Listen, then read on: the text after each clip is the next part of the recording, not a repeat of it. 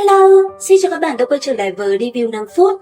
Trong Đấu La Đại Lục, ở những tập gần đây, sau khi Thiên Nhật Tuyết và Đường Tam đã hoàn thành xong đệ cửu khảo và trở thành thần, thì Bỉ Bỉ Đông bây giờ mới bước vào quá trình truyền thừa la sát đệ cửu khảo sau 20 năm của mình.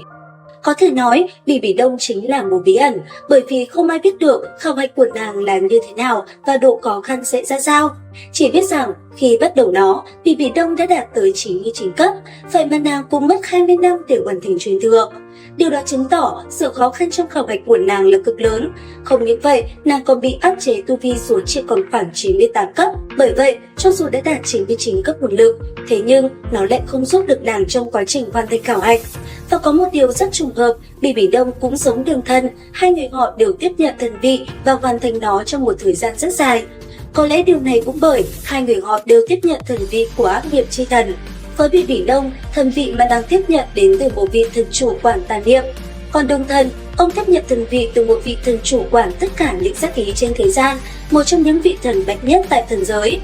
Chính vì vậy, Đường Thần đã thất bại trong cửu khảo của mình, còn Bỉ Bỉ Đông, nàng đã vượt qua được 9 khảo hạch và trở thành thần. Tuy nhiên, lý do Đường Thần thất bại cũng bởi La Sát Thần đã để lại một tia ác niệm của mình bên trong khảo hạch của Tu La Thần và quấy phá người truyền thừa. Chính vì vậy, Đường Thần mới thất bại. Và cũng vì vậy, đây coi như đã là một sự trợ giúp rất lớn cho người truyền thừa của La Sát Thần. Bởi vậy, cho dù nhiều lần gặp phải nguy hiểm tới tính mạng, thế nhưng La Sát Thần cũng chỉ hiện thân trợ giúp Bỉ Bỉ Đông vài lần mà thôi.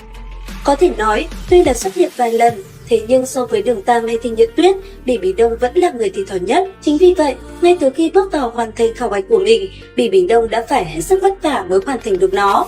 Đến đệ bát khảo, có lẽ Bỉ Bỉ Đông cũng giống như Đường Tam, nàng cũng phải khắc thu đủ 9 cái hồn hỏa cho võ hồn thứ hai của mình. Tuy vậy thật đáng tiếc, nàng lại bị Đường Tam hất tay trên khi để nam nhân kia cứu đi 2 thần thú và sau đó hiến tế cho hắn. Có thể nói, mặc dù không có được hồn hỏa 10 vạn năm khiến Bỉ Bỉ Đông hoàn thành đến bát khảo có lâu hơn một chút, thế nhưng cuối cùng nàng vẫn đuổi kịp hai người trẻ tuổi và đến với đệ cửu khảo một vết truyền thừa thần vị cuối cùng. Theo suy đoán của mình, trong đệ cửu khảo của Bỉ Bỉ Đông, nàng cũng sẽ giống như Đường Tam và Thiên Nhật Tuyết, tất cả đều phải trải qua những khảo nghiệm và vượt qua tâm ma của mình, loại bỏ tất cả những tạp niệm để hoàn mỹ truyền thừa thần vị. Và tất nhiên, tâm ma mà nàng phải đối diện chính là Đường Tam và Thiên Nhật Tuyết, hai người có ảnh hưởng lớn nhất trong cuộc đời nàng. Thêm vào đó, nàng còn có một vết thương sâu trong lòng khi tuổi trẻ bị thiên tần làm chuyện bất chính. Cũng với đó, nàng còn có thêm một điều nuối tiếc nữa, đó chính là chuyện tình tuổi trẻ của mình với Ngọc Tiểu Cương. Ngoài ra, cũng giống như Đường Tam, có thể Bỉ Bỉ Đông sẽ đến với quá trình nâng cấp tương cố hồn cốt trong cơ thể mình, bao gồm cả ngoại phụ hồn cốt. Thế nhưng bởi vì trải qua rất nhiều gian nan cùng thử thách trong quá trình hoàn thành từng khảo hạch trước đó, thế nên mình đoán đệ cửu khảo của Bỉ Bỉ Đông sẽ không gặp nhiều khó khăn như Đường Tam. Với đệ cửu khảo này, có lẽ nó cũng chỉ giống như Thiên Nhật Tuyết mà thôi. Có thể nói, không biết quá trình này diễn ra như thế nào, thế nhưng để bật mí một vài tình tiết trong bản đặc biệt sắp tới, nhà sản xuất đã nhá hàng tạo hình của Bỉ Bỉ Đông sau khi trở thành thần là vô cùng quyến rũ. Chẳng những vậy, thần khí la sát ban đêm của nàng cũng vô cùng biến ảo. Hơn nữa, có một điều đặc biệt, mặc dù Bỉ Bỉ Đông truyền thừa lâu hơn Đường Tam và Thiên Nhật Tuyết một chút, thế nhưng bù lại, căn cơ của nàng trước khi thành thần là vô cùng vững chắc. Bởi vậy, thành quả mà nàng đạt được cũng là vô cùng lớn. Sau khi hoàn thành truyền thừa, thần lực của nàng mạnh hơn cả Thiên Nhật Tuyết và Đường Tam một chút. Tuy vậy, so sánh thần hồn với Đường Tam, Bỉ Bỉ Đông vẫn không thể bằng. Điều này cũng do tinh thần lực của nàng không thể bằng được nam nhân kia.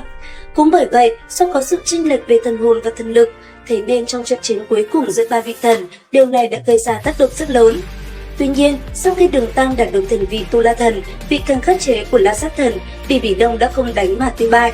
Cũng bởi vậy, trận chiến cuối cùng đó, nàng đã bị Đường Tam áp chế hoàn toàn và phải chấp nhận thất bại. Cuối cùng, vì để cứu con gái, nàng đã chọn cách đỡ lấy Tu La Ma kiếm của Đường Tam. Và tất nhiên, sự luyện kiếm mang hơi thở của Quang Minh Thần, cơ thể Bỉ Bỉ Đông đã hoàn toàn tan biến. Có thể nói, số phận của Bỉ Bỉ Đông thật bi đát, cho dù thành thần, thế nhưng nó vẫn không mỉm cười với nàng. Video đến đây là hết rồi, xin chào và hẹn gặp lại.